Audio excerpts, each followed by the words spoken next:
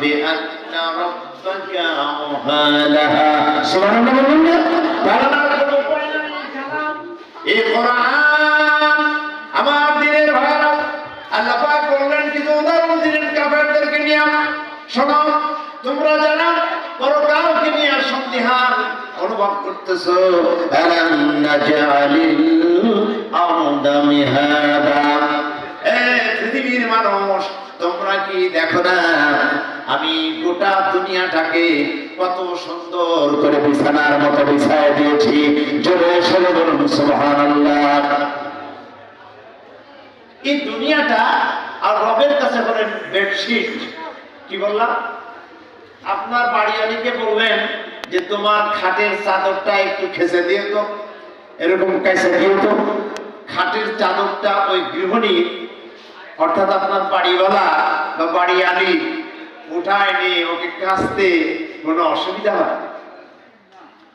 আরামে এরকম ঠেক নাই না, চিপানি দিয়ে এরকম করে নাড়া দেয় না।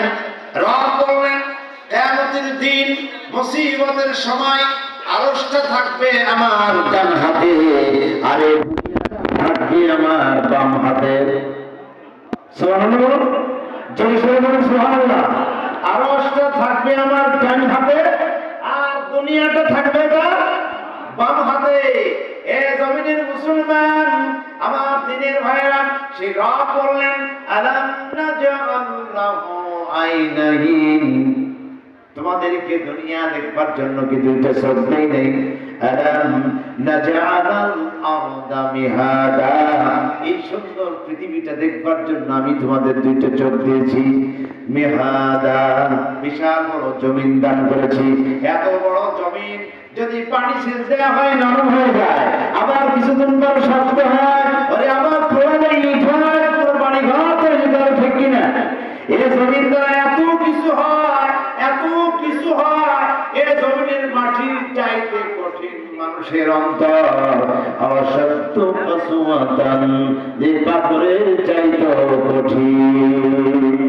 মানুষের কান পাথরের চাইতে কঠিন।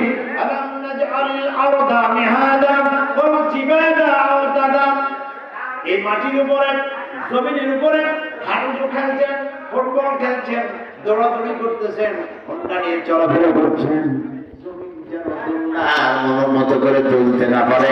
এজন্য রব্বুল আলামিন বান্দার উপকারের জন্য দুনিয়ার বিভিন্ন জায়গায় মস্ত বড় বড় পাহাড় মতে দিয়েছেন। কে দিয়েছেন? এইগুলো মোটো কঠিন না, এগুলো মোটো